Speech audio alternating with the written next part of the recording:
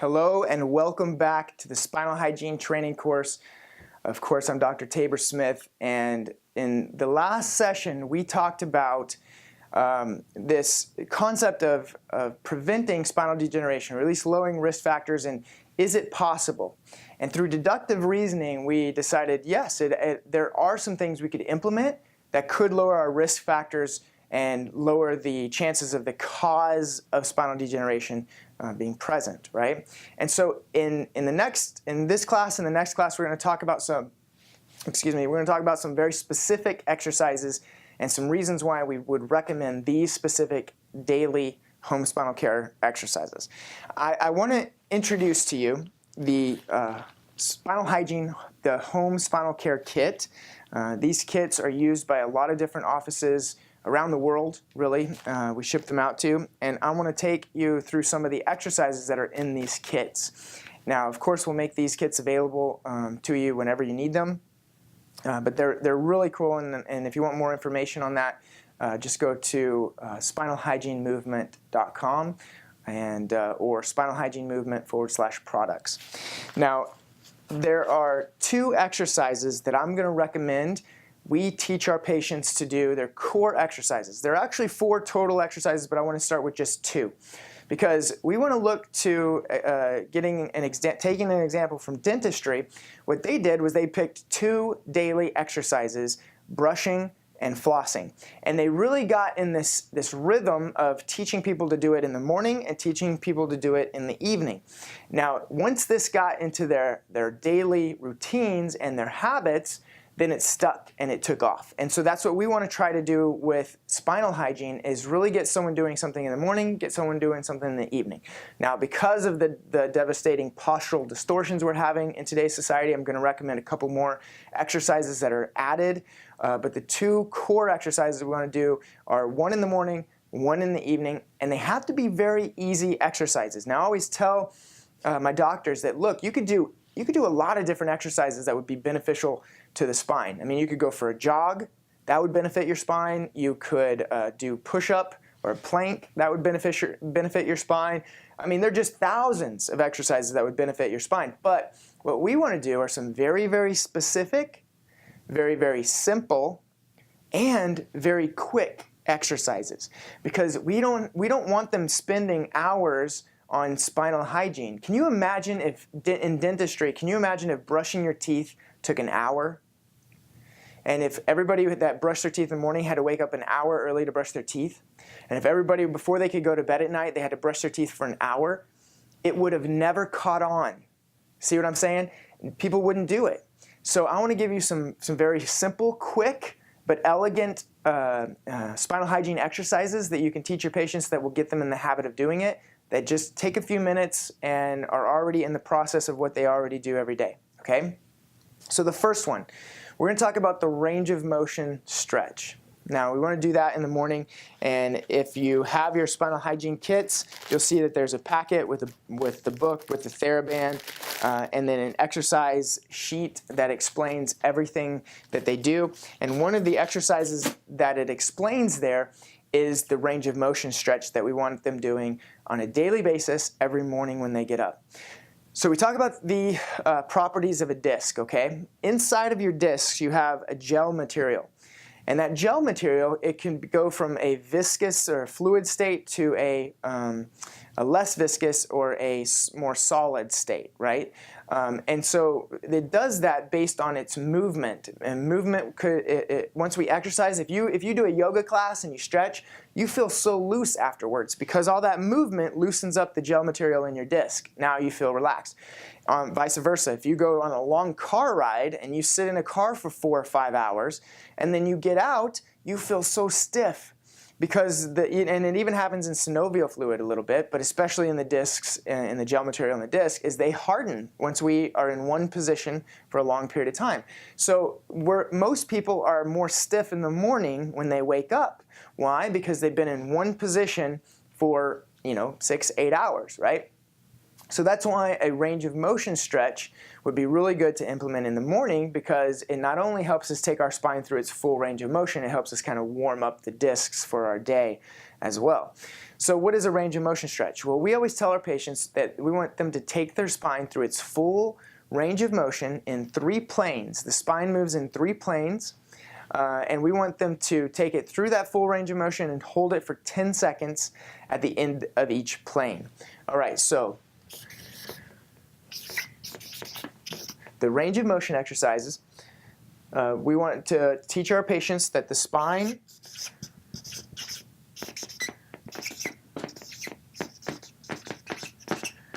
has 3 planes of motion. Okay, the first plane of motion is forward and back. The second plane of motion is side to side. And the third plane of motion is rotation in both directions, okay? So I'm going to show you how, and I'm not going to go all the way to the end planes of motion because I don't want to get out of the video here, but the way we teach our patients to do this, and it's on the it's in the Home Spinal Care Kits, it's on the exercise sheet, and it's also on the website homespinalcare.com where we send our patients to. So you would have them stretch through 3 planes of motion. They need to stretch forward, all the way forward, dangling their arms down. They don't have to try to stretch as hard as they can. They don't have to push it. They just let gravity bend them forward all the way. Hold it for 10 seconds at the end of that range of motion. Okay? Once they hold it for 10 seconds bent all the way forward, then they're going to do it all the way back. This is the other end of that first plane of motion, right? We're still on the first plane of motion. Then we bend all the way back. Hold it for 10 seconds. Good, so we are done with the first plane of motion. 10 seconds forward, 10 seconds backwards. Then we're going to move into the second plane of motion of the spine. That's where we would put our arms by our side. You have them slide their hand down their leg to their knee and bend their neck to the left and put a C in their spine to the left here. Now they're going to hold that for 10 seconds. Then they're going to go to the opposite plane of motion here. Slide the hand down the knee. Hold that for 10 seconds. Now we've done both the first plane of motion, which was forward and back. Now we've done both the second plane of motion, the first and the second plane of motion, that was side to side. So all we need to do is the third plane of motion next, which is I always have them hold their hands together here and turn as far as they can and hold for 10 seconds, and then turn the opposite direction and hold for 10 seconds. That is the range of motion exercise. That's what we want them doing every morning. Now look how long it takes. 10, 10, 10, 10, 10, 10. So 6 sets of 10, 6 times 10 is 60 seconds. It takes 1 minute for them to do their range of motion exercise. They can do it throughout the day. Maybe they have a sedentary lifestyle. They're sitting at a desk all day long. They can get up every 30 minutes and do a 1-minute range of motion stretch. Now I think this specific exercise could be life-changing to so many people, because not only is it free to do, right? They don't have to buy any equipment for that. You can do it as many times as they want to throughout the day. Now watch this though. Most people never take their spine through a full range of motion.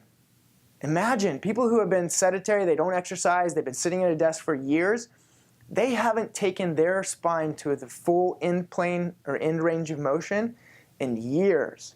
No wonder adhesions build up in those joints. No wonder it turns into fixations and begins to get arthritic and break down.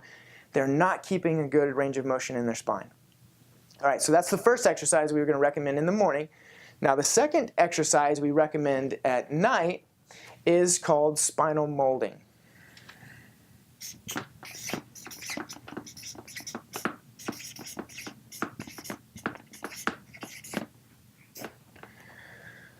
Spinal molding also takes advantage of these properties of the disc, and that's why we do it at night, because usually by the end of your day they're the loosest and the gel material inside the disc is the loosest. So that's where we're going to lay on our spinal molding roll so that we can maintain alignment of the spine. We talked about misalignment causes stress points and abnormal biomechanics, which, because of Wolff's Law, causes bone remodeling and laying down of calcification and leads to bone spurs, which is osteoarthritis. So if we can keep a better alignment, then we can prevent osteoarthritis. This is why the chiropractic adjustment and regular checkups is so important, because if you have misalignment and you have wear and tear and breakdown, then you have the vertebral subluxation complex, and that needs to be corrected by a chiropractor and then maintained on a daily basis with these exercises that I'm talking about. But you, the chiropractor, has to correct the vertebral subluxation, and then we would have them maintain it by doing home spinal care exercises. It's exactly like dentistry. Look, a dentist corrects cavities, but then they don't just tell the patient to go home and don't do anything.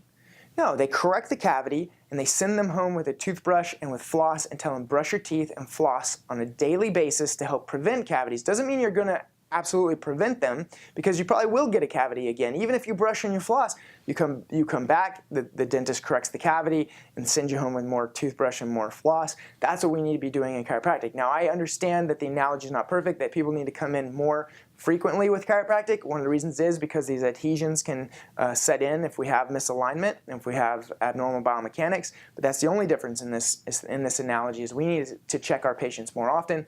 But look, the nervous system is way more important than teeth when it comes to overall health. So I think we have the right to ask them to come in more often to get their spine and their nervous system checked. But anyway, let's jump into the spinal molding exercise. With the spinal molding exercise, you're going to take the spinal molding rolls that are part of the home spinal care kit. And at the end of the day, you'll get 2 of these. I just have one here, but you'll get 2 of these in the kit. And you have them lay one in the curve of the neck and one in the curve of the low back. And they would lay on these in their bed, because sometimes, and these are hard foam rolls, but these are by design 7.7 centimeters across, which is exactly what we found works best with our adult patients. And so we special order these. You can get these as well at spinalhygienemovement.com/products. And so these spinal molding rolls use the advantage of the properties of the disc. By the end of the day, it's a looser, more fluid gel. And they would lay on these for 5 to 20 minutes. The reason why there's a range is because we would have the patient lay on them to comfort. If they can only lay on them for 5 minutes in the beginning, just tell them to stop whenever it becomes bothersome, right? But if they can go 20 minutes laying on them in bed, then they begin to mold those good curves into the spine at the end of every day. And that helps keep our spinal alignment, okay, between chiropractic checkups.